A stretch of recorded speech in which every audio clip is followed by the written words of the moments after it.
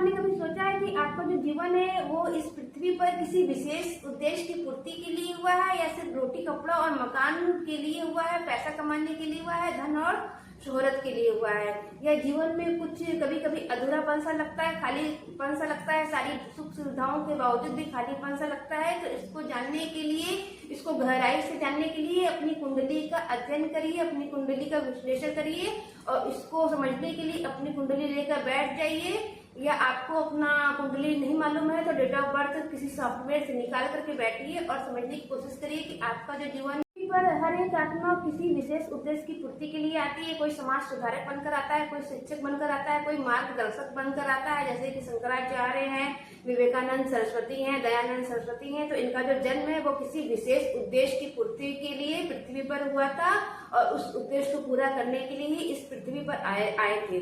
तो अगर आप जानना चाहते हैं कि आपके जीवन का मकसद क्या है, तो कुंडली खोलिए और बैठिए और देखिए कि क्या है आपके जीवन का मकसद। इसको समझने के लिए दशम भाव को सबसे पहले देखेंगे। दशम भाव में यदि सूर्य विराजमान है तो आपके अंदर एक अलग तरह की नेतृत्व की क्षमता होती है, प्रेरणा देने की क्षमता रहती है। इससे हम समझ सकते हैं कि आपके जीवन का मकसद क्या है। दूसरा है नवम भाव से भी जा सकते हैं, क्योंकि नवम भाव आस्था का होता है, धर्म का होता है, हायर लर्निंग का होता है। तो नवम भाव से भी जा सकता है कि आपके जीवन का विशेष मकसद क्या है।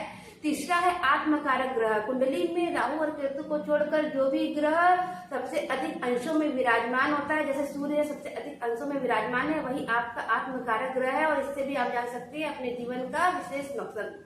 चौथा है राहु और Ketu. Ketu past life connection है, राहु प्रेजेंट लाइफ कनेक्शन है। उसके द्वारा भी आप जान सकते हैं कि आप जीवन में किस उद्देश्य को पूरा करने के लिए आए थे। तो इस जीवन में सब कुछ होने के बावजूद भी अगर आपको लगता है कि आप सही दिशा में नहीं जा रहे हैं, अपने मार्गदर्शन से भटक चुके हैं, तो अपनी कुंडली का विश्लेषण करके, उसका गहराई से विश्लेषण करके आप जान सकते हैं, और आपको एक अलग तरह का संतोष होगा, सुख होगा कि आपको अपने जीवन की सही दिशा मिल चुकी है।